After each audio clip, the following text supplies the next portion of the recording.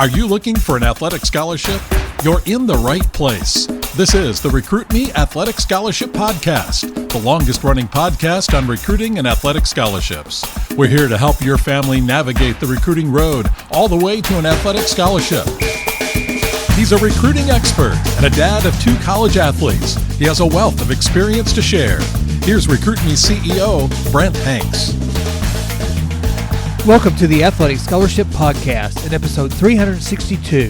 This episode is the 3rd episode in a 4-part series. The Athletic Scholarship Podcast is one of the many free and inexpensive recruiting education resources provided by the Recruit Me Education Company.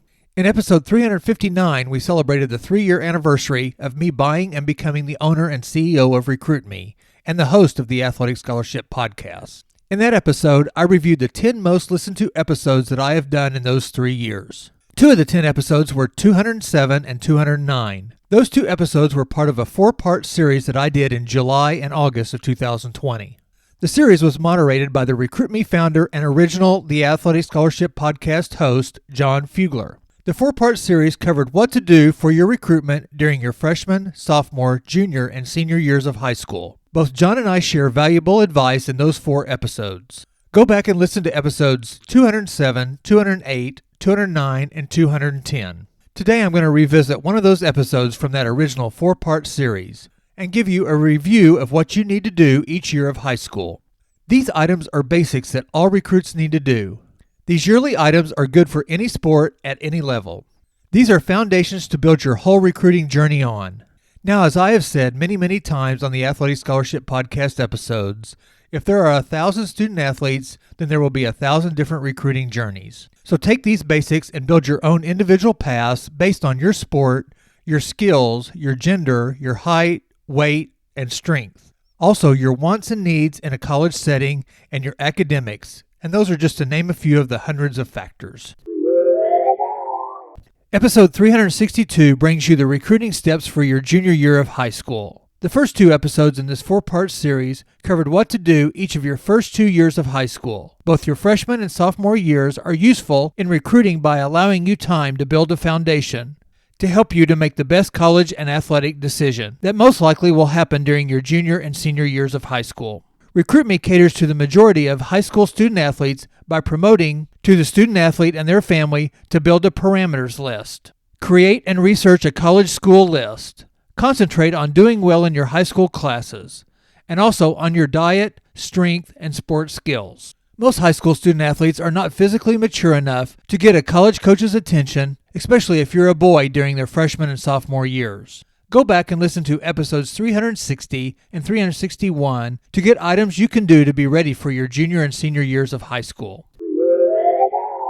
Just like in the sophomore year, you need to review some of the items that you started and keep them up to date with the new information that you will bring as you become an upperclassman in high school. Every year you should meet with your high school student counselor and make sure that you're on the college core course path. Go to ncaa.org, naia.org, and njcaa.org and check out the academic requirements for each level of college play. Ask your high school counselor to give you access to your high school GPA, both regular and weighted, and to your high school class rank. These are items of information that you will need for your player profile and for your introductory email and updates to coaches as your GPA and rank rises. Along with your ACT and SAT scores, these 2 pieces of information will direct how much academic scholarship money you will get. Colleges will have many different ways to give you academic money, and many times you will get more money academically than you will get in an athletic scholarship. Go back and listen to episodes 216, 217, 269, and 270 for more scholarship-specific information.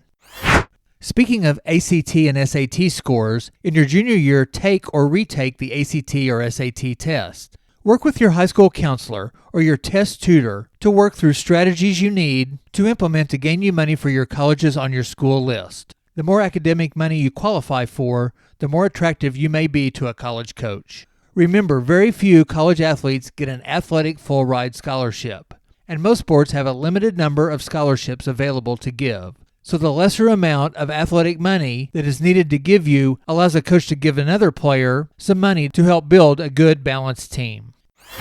Here in your junior year of high school, your physical maturity is probably starting to hit, and you probably have enough information to completely fill out your player profile.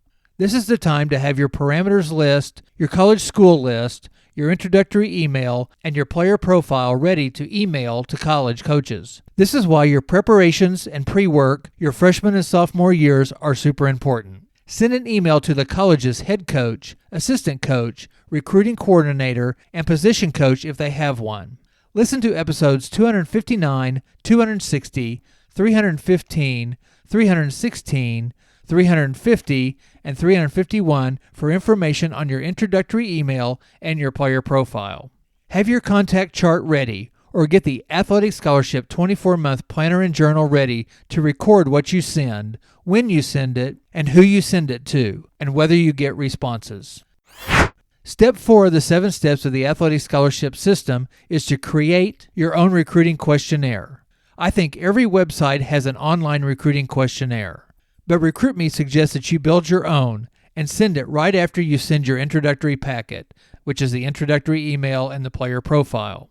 By having your own recruiting questionnaire, you may separate yourself from all the other recruits competing for your spot. If a coach contacts you back and wants you to go ahead and fill out the online version, then you already have all the information at your fingertips, and it will save you time by sending your version or by having your information ready. Listen to episodes 315, 316, and 261 for episodes on the recruiting questionnaire. To learn a step-by-step how to build your school list, write a great introductory email, create your player profile, and put together your recruiting questionnaire, go to recruit-me.com and get the RecruitMe 3.0 Athletic Scholarship System for only $39. The question of when and how to use videos to send to coaches comes up early and often. Send videos anytime a coach asks for videos. Send videos with your player profile, or as we will talk about later, send videos as you update coaches on your progress. So the question comes up, what do you send? Send a 2-ish minute video with your best highlight leading off. I don't mind a quick introductory and ending slide with your name, graduation year, school, and contact information. Do not use slow motion, music, or transitions. Coaches just want to see you and your skills. If you play 2 positions and you have enough highlight or skill video for each position, you can break them into 2 different 2-minute videos. Our family even sent a short video of other sports that the boys played. These basketball videos showed the baseball coaches the boys' athleticism and grit. Videos of taking a charge or getting a tough rebound showed baseball coaches another side of them. I have many parents say that they don't really know how to edit videos and get them ready to send out. Well, I tell the parents that's not your job. Parents, you can take the videos, and your prospective student athlete gets to do all the editing and send them off. It is their job to send the videos and the introductory packet and the updates. So get to taking videos and get ready to send them out your junior year. Before I forget, put a reminder in your phone calendar to get with your high school counselor to help you download your high school official transcript. You will need to download it on the eligibility centers we talked about earlier. Remember back in episode 361 about your sophomore year, I mentioned to prepare a contact chart or use the Athletic Scholarship 24-month planner and journal to keep track of schools you contact. Also to keep track of what you sent, what coaches responded, and what was discussed. Now you need to not only plan, but record that you sent updates to those coaches. Updates are quick notes by text, email, DMs, or phone calls to coaches to keep your name in front of them. Always respond to any contacts, whether positive or negative, from a college coach. Just a quick thank you, a piece of information to show your interest or lack of interest. Other update subjects are schedules of your play, both high school games, summer or off-season games, camps, and showcases. Send athletic achievements or reward updates, academic awards, test scores, or contest updates. Don't send an update after every game, except maybe for football, but lump a week or 2 of game performances together. New milestones like, I hit for the cycle today, or I ran or swam a personal best in a race, and send video too. Updates should be short, 2 to 3 lines, and you can combine your performances, a question, and maybe a compliment about their team or their school's performances. This takes some research and shows that you are not just sending mass updates to numerous schools. You want to feel special when a coach contacts you. So make a coach feel special when you contact him or her. Use the team's mascot or the school's town or city occasionally. Create a plan on how often you want to send updates. You have your schedule, you have your contact list, and you have a calendar. Use them. Make sure and record your updates sent and coaches' responses. Your junior year is a good time to call coaches. Call a coach? What would I say? Have a plan. Ask questions. Tell them that you want to be a Tiger. Ask for an opportunity to meet with them on campus. Those are just a few subjects. Episode 330 has many questions that you can ask. Your junior year is a good time to have third-party letters or emails written by your coaches, other coaches, teachers, and administrators. Even game officials are a good source. Have these ready to send to differentiate yourself from the dozens, even hundreds of other prospective student athletes. In your junior year, you can go on official and unofficial visits to campuses. Episodes 225 and 226 cover these visits. Check those 2 episodes out on your favorite podcast app or on recruit-me.com. Many people think only official visits are effective, but there are more rules to an official visit, and there is a cost to the school for an official visit. So use unofficial visits to gain access to the campus, the coaches, and to gain information to help you make a decision that will be a right fit for you. Keep your introductory email, your player profile, and your college school list updated. You don't want to send old information to coaches as you navigate through your recruiting journey. As you actually contact and get contacted by college coaches, you need to dive deeper into their programs. Go to the team's website and look at the schedule. Make a note of the teams they play, what kind of travel they do, what their past win-loss record has been. Then check out the roster, past and present. See how many roster spots are in each class. Click on the freshmen to see their stats and how much they got to play. Make notes of how many transfers from other four-year schools and from junior colleges they typically have. See how many juniors and seniors originally came to that school as a freshman. Make a note on how long the coaches have been there. How many players play your position? Are there any players that you know or are from your area? What are the sizes of the players, their height, their weight, that play your position? You are now analyzing your fit and playing time as you enter your freshman year.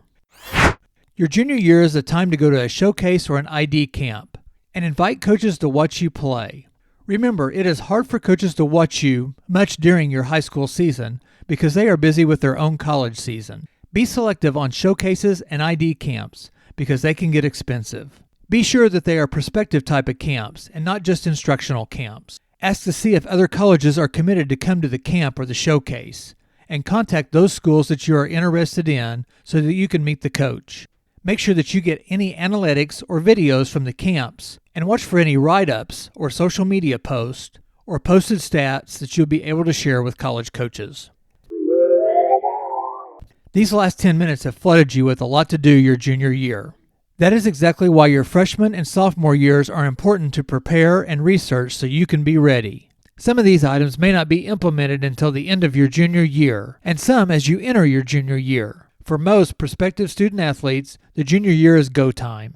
Use your junior year to set up your decision in your senior year. Some student athletes will verbally commit during their junior year. Listen to episode 336 on the National Letter of Intent rules and timing. Neither of my 2 sons verbally committed until right before they entered their senior year of high school, and both signed their commitments in November of their senior year.